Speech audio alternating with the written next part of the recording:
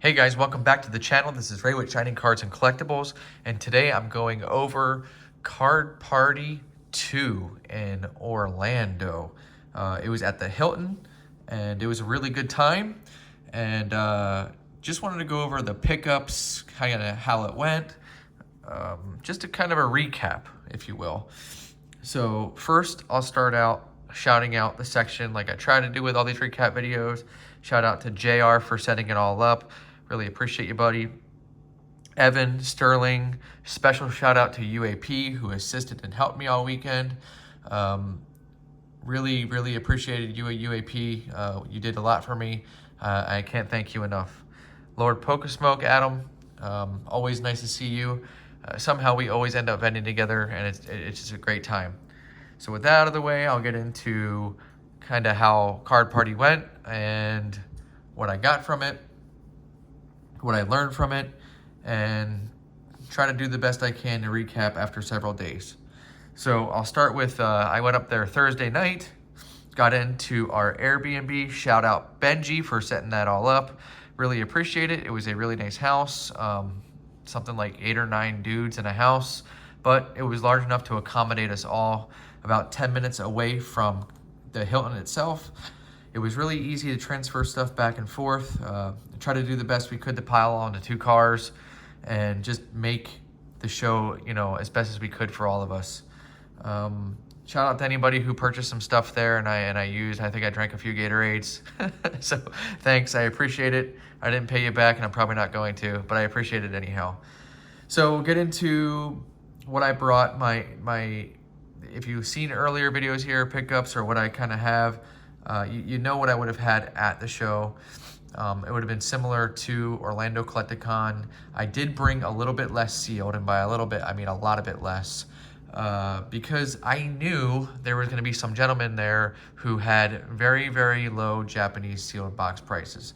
So I brought a little just in case I was able to sell some or work some into a trade, but I did not nearly bring like the 180 V-Star boxes that I brought to Collecticon Orlando. I probably didn't even have half of that because I just kind of knew how it was going to go, and Japanese sealed is just, it's lost its luster as of right now. I'm not too concerned. I'll set that back, sit on it for a little bit, move it slowly as I can, and move forward once the prices come up. I've said a joke a few times over the weekend. People don't want it right now from me between $60 and $70 a box. I'm sure it is selling, but as soon as it hits $120 to $150 a box, people will not be able to buy it fast enough. That's what was happening at LA, and I'm sure it will happen again in the future. So I'll get into Friday and how it went. I'm just gonna kind of leave this stuff here and talk, because Friday, unfortunately for me, wasn't very good. I did about, $500 in sales, and it was a pretty poor showing. It ran from 2 to 7. I did not personally keep up with what was going on at the show. So if you want to recap what's going on in actual Card Party, you're not going to really find it here because I don't know. I was there to vend. I wasn't there to see what was going on the main stage, what was going on around me. My focus was my vending table, and Friday just did not do well. If I had known what I would have done in sales, I may not have even set up that day. I would have maybe backpacked and tried to purchase from other vendors. Either way, I didn't get too discouraged. I was a little disappointed, but not too discouraged. I realized there's 2 more days. That's what Collecticon typically is. And went into Friday night to a Whatnot trade night, where Larry invited me to. Thank you, Larry Sherbert, Steven, whatever your name is. I really appreciate the invite. I got to go meet a Whatnot rep, hang out with him for a little bit. We got to talking, and I've now been approved to be live on Whatnot. I have a little bit more details to work out, and I'm gonna talk to the rep that I have about it. But pretty soon, probably within the next week or 2, I will have my first live. I will throw it in the comment section below as going forward, and I hope you guys can support me whenever possible. I would really appreciate it. I'm not the only one going to be streaming in these lives. I will also have my brother, who is now learning the Pokemon business. He will be doing it full time. So going from the Whatnot live hangout into the trade night into the Hilton, I was using it more for networking because, like I said, I went for the Whatnot event. I wanted to meet the rep. I wanted to kind of meet him face to face, talk to him, ask him a few questions, and from that point, it started the usual suspects of people at trade night would show up. Sam, Master Set Games was around, my buddy Brad, Lazy as Heck, Uncle Kai, and just a whole bunch of people who I'm familiar with, going to trade nights with, and just, shooting the shit, as well as, doing a little bit of networking, see what maybe people want, try to get some scoops for the next day, and just hanging out and having a good time. Plus, it was open bar, so it was free tacos and open bar. I mean, you couldn't have asked for anything better. So that night went really well. I mean, I didn't stay out really too late, I don't think. It was cool to see guys like Pokerev stop by. I think Cool Trainer Ryan was there. All the YouTubers, I think, eventually ended up going there. It was a good time. There was a lot of good networking opportunities at this show, and I really appreciated being able to be a part of it. And if I'm missing anyone who I got to see that night and I'm not shouting you out, sorry. There's a lot to think about here. So we'll go into then Saturday. Got up super early again. Me and Evan, usually when we're vending together, we don't really mess around. We were up at something like 6:30, out the door by 7:15, and we're ready to go set up and kick butt. We were the first ones on the floor every single day, and we weren't messing around. We were there to vend, and we got some work to put in.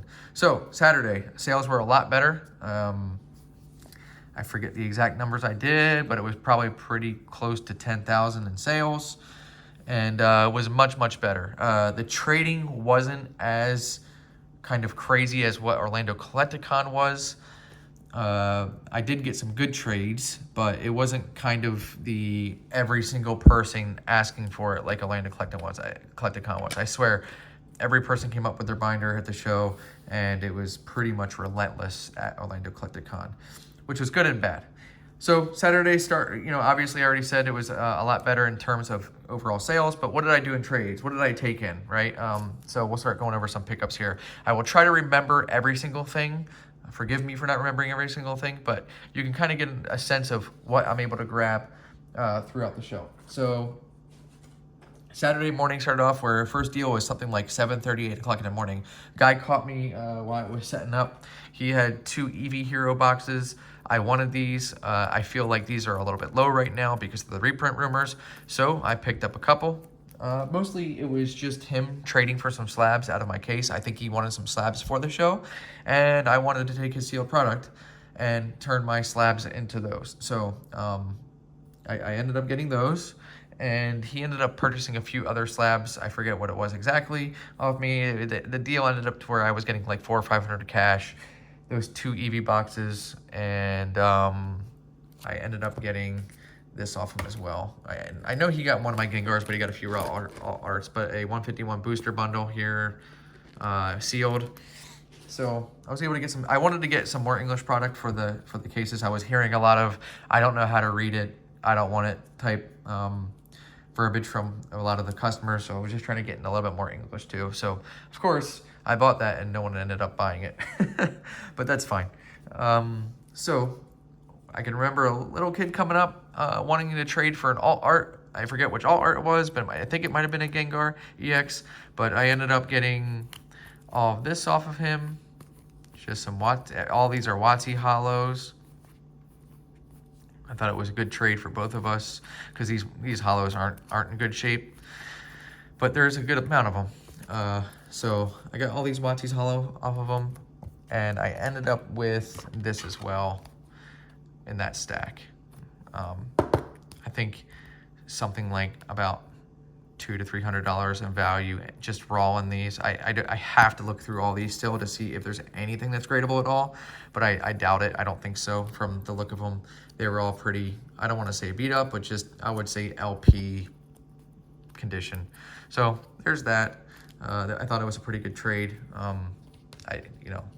just want to have this for, I don't know, I want to make sure I have more singles. I want to get more singles going because I might need them for whatnot.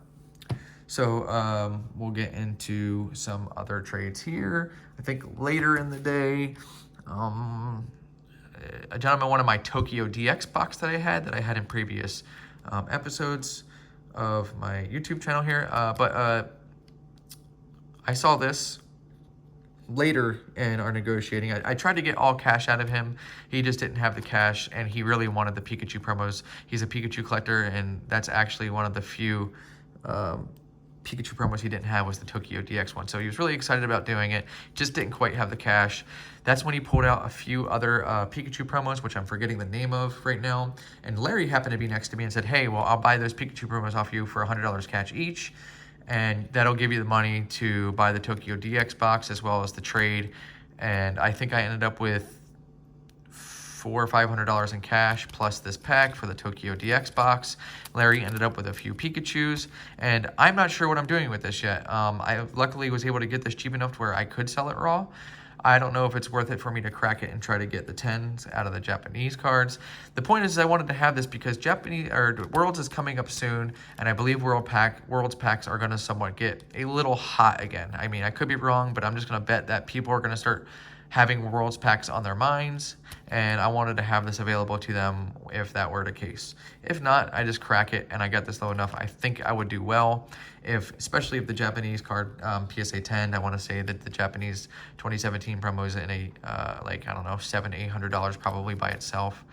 I mean, this back card doesn't even look in bad shape, and it has great centering, so I have options available to me with this pack. So thank you, Larry, for assisting in this deal. And thank you to the gentleman who traded me this for the Tokyo DX box. That leaves us to, I'll just get right back into another deal with Larry. He traded me both of these.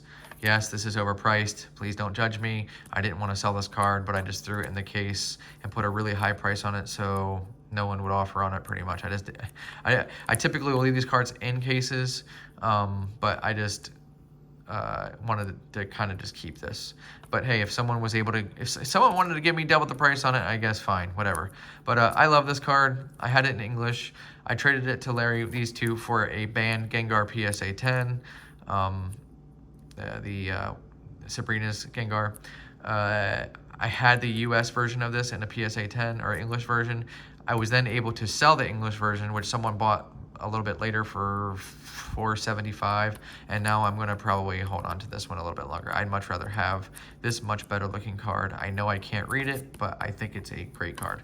And this came with it as well. I think this is another one of those cards that just kind of speaks for itself. It's Tag All-Stars. This card's ridiculous. A promo in English, but just a fantastic card. So thank you, Larry. I'm happy with these two. I will end up selling this one here, and probably going to be holding on to this one for a while. I mean, the Umbreon on it, the Lugia, this card is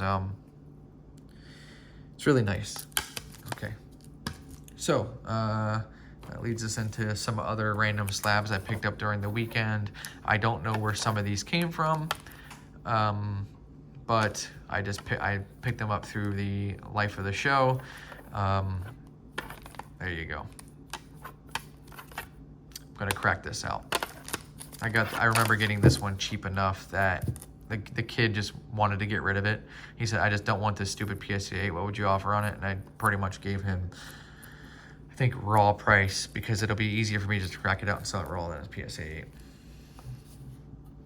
Okay, I'll go over some more raw pickups I had. Not all of these are gonna have a story, but just some pickups throughout the life of the show. Some of these could have happened on Sunday as well, but I'm just showing them to you here. I don't know if there's anything gradable or not in this yet. Not that I would grade some of these. Some of this is just gonna be turned around and sold raw. But I mean, like, I'll look at that and see if it's worth it. Just off the looks of it here, it looks like it's probably a little OC, so I doubt it. But just some raw pickups there. And a few more raw pickups here. And we'll get into this stack of more raw pickups. And you can see lots of good cards. This one I did trade, and this is just to get a gold star in the case. It was pretty much an even value trade to my buddy, what is it, Alex from Vortex. I think he works at Vortex now, or Domo Rex on Whatnot. So shout him out. He traded me Misty Lorelei PSA 10 from Tag All Stars for this. The values are probably pretty close, but like I said, getting something like this in your case is always good for a show. I had a lot of people look at it after, once I had this in. It's not in great condition, but having a gold star in the case, you know, fine. The Dan play. Just some more cards I picked up. There we go. So as you can see, lots of just raw I was able to pick up. And not done, but first we'll get into this here. You can see I ended up doing a deal for a large amount of packs.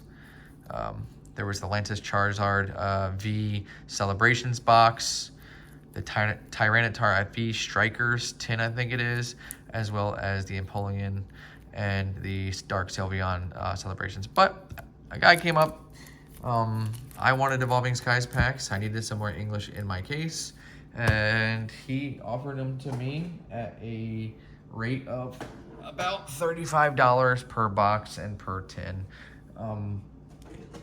Leave me with some decent margin, and it would have given me packs for my case. Pretty much got myself a lot of the Evolving Skies packs.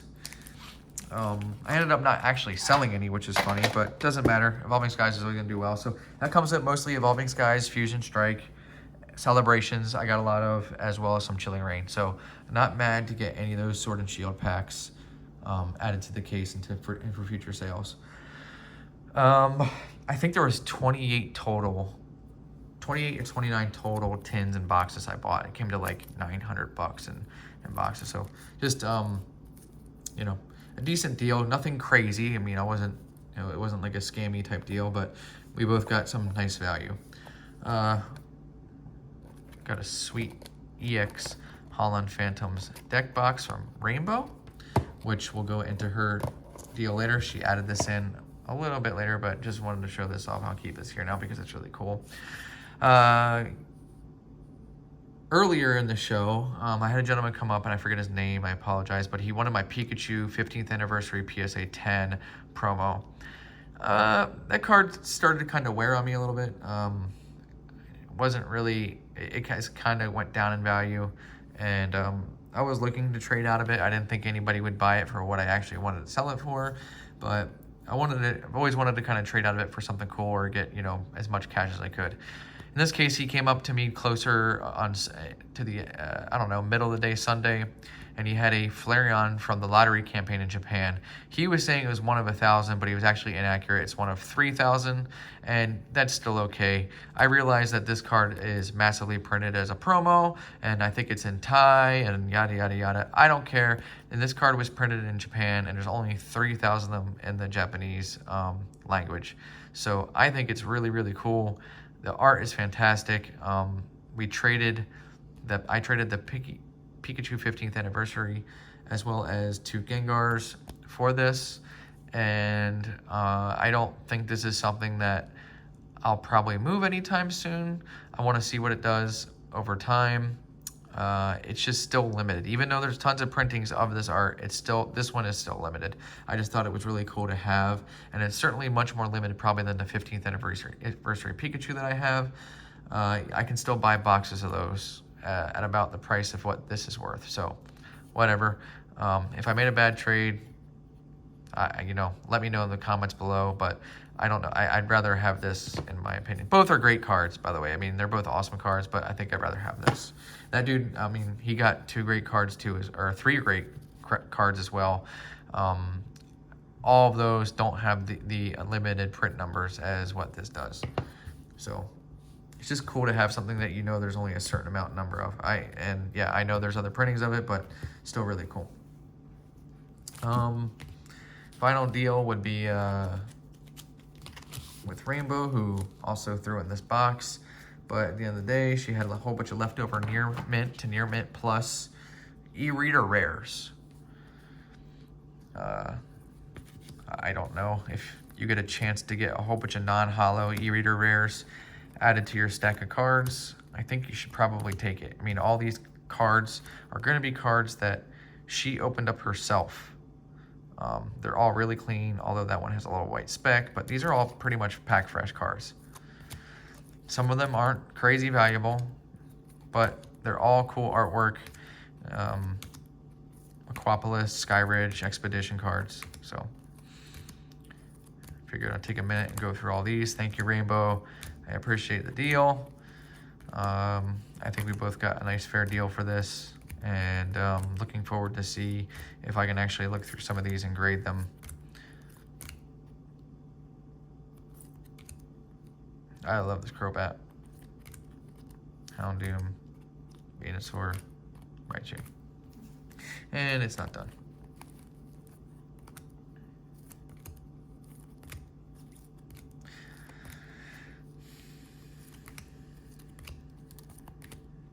I like this Butterfree too.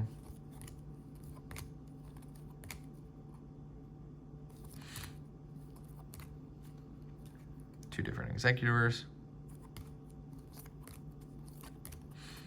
Like I said, nothing crazy in here, but the fact that all these packs are extremely expensive and you're getting the rare from it, I don't know. I just think it was cool to pick up and have. Finally, one other last drop I had, which came in Saturday. Shout out again, Larry, for going and picking it up. I had a UPS drop off in the middle of Orlando. I had a friend send me a case of Ursula's Revenge or Return, as well as 3 first chapter Lorcana box, and he sent me a whole bunch of these MetaZoo fan creator packs as filler. He used it as filler for the protection of the box. We ended up just having a little bit of fun with them at the section. I was kind of throwing them around, giving them to random people to sign. Sorry for bump there. For UAP was collecting cards, signatures from people. I think Danny Phantom signed one. Island Grown signed one for him.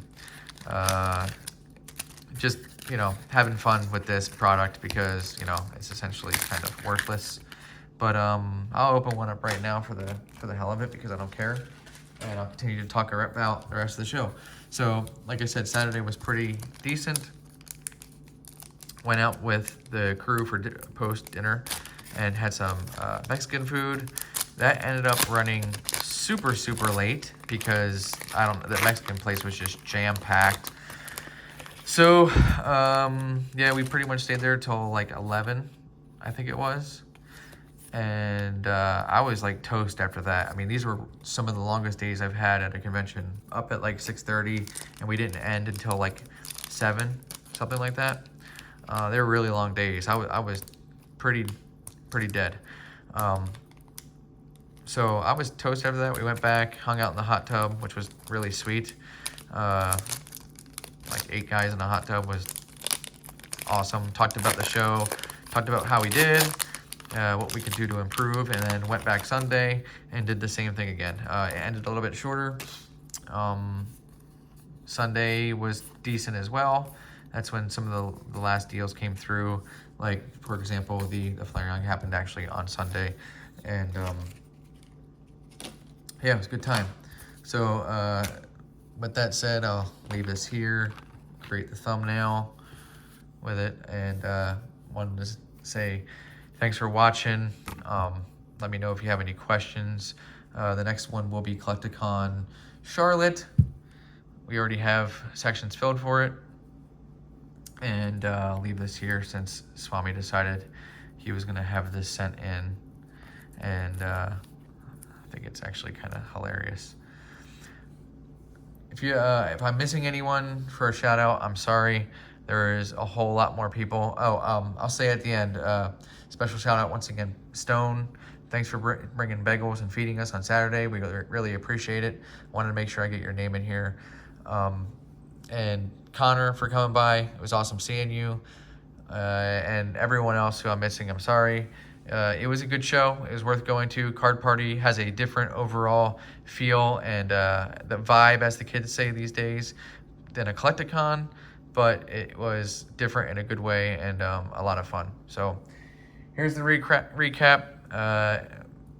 Hope you enjoyed all the information in it. Let me know if you have any good questions. Like, subscribe, comment. Until the next one, thanks, guys.